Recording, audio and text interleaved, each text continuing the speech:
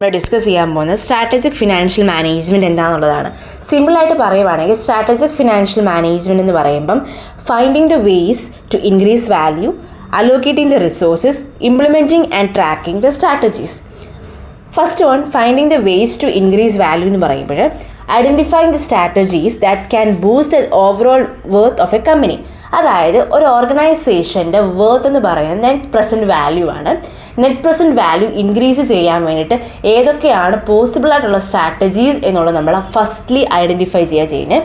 Second one, allocating the resources, അതായത് deciding how to use the limited financial resources among different opportunities. അതായത് ഒരുപാട് ഓപ്പർച്യൂണിറ്റീസിൽ നിന്ന് എങ്ങനെയൊക്കെയാണ് നമ്മൾ ഒരു ഫിനാൻഷ്യൽ റിസോഴ്സസ് നമ്മൾ ലിമിറ്റായിട്ട് യൂസ് ചെയ്യുന്നത് എന്നുള്ളതാണ് ഇവിടെ പറയുന്നത്. Last one, putting the chosen strategies into action and monitoring their progress to achieve the company's goals. അതായത് ഒരു കമ്പനിയുടെ ഗോൾസ് അച്ചീവ് ചെയ്യാൻ വേണ്ടിയിട്ട് നമ്മൾ സെലക്ട് ചെയ്ത സ്ട്രാറ്റജീസ് ഇംപ്ലിമെൻറ്റ് ചെയ്യുക, അതായത് ആക്ഷനിലോട്ട് നമ്മൾ പുട്ട് ഫോർവേഡ് ചെയ്യുകയും ചെയ്യുക.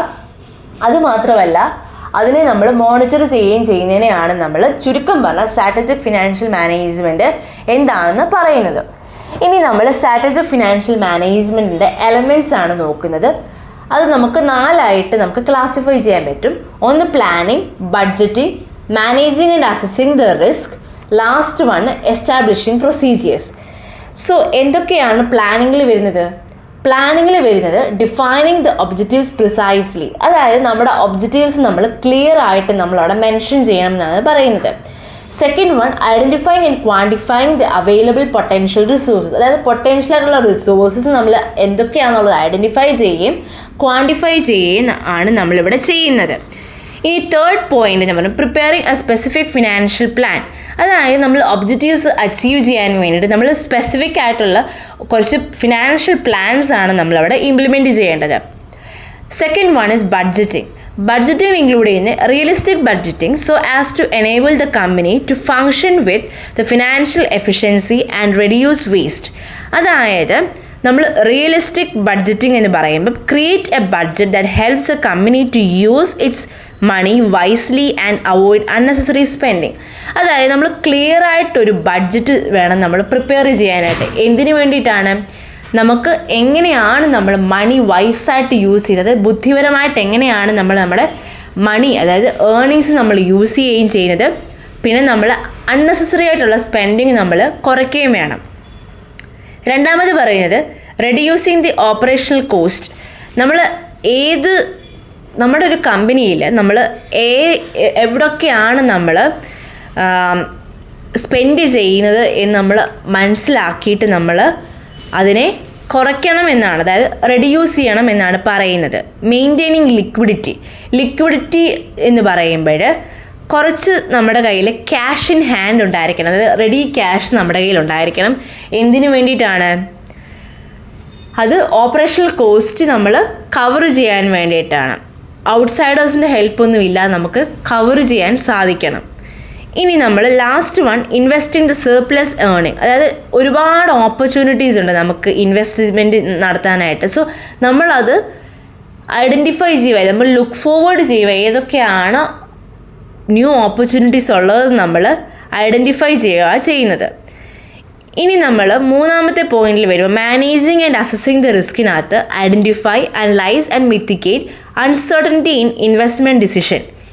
അതായത് നമ്മൾ മാനേജിങ്, സിമ്പിൾ വേർഷനിൽ പറയുവാണെങ്കിൽ മാനേജ് ഇൻവെസ്റ്റ്മെൻറ്റ് അൺസർട്ടനിറ്റി, അതായത് നമ്മൾ ഐഡൻറ്റിഫൈ ചെയ്യുക, അനലൈസ് ചെയ്യുക, അല്ലെങ്കിൽ റെഡ്യൂസ് ചെയ്യുക റിസ്ക്.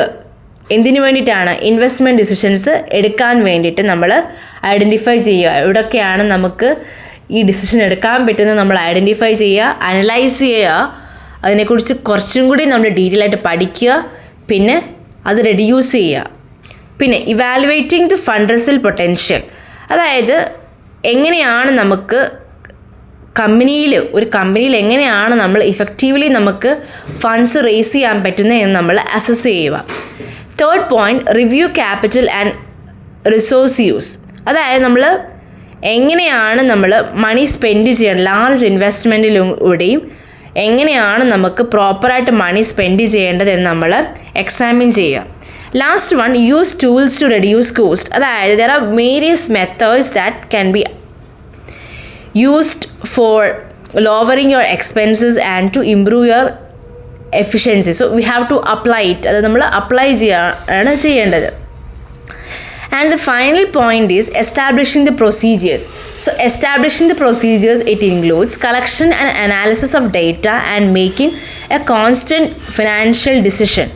അതായത് നമ്മൾ ഡേറ്റ കളക്ഷൻ നമ്മൾ ചെയ്യണം. അതായത് നമ്മൾ gather and study the financial data to make the consistent decision. അതായത് നമ്മൾ പ്രോപ്പറായിട്ട് നമ്മൾ റിസർച്ച് നടത്തുകയും നമ്മൾ ഡേറ്റാസ് കളക്ട് ചെയ്യുകയും ചെയ്യണം എന്നാണ് പറയുന്നത്.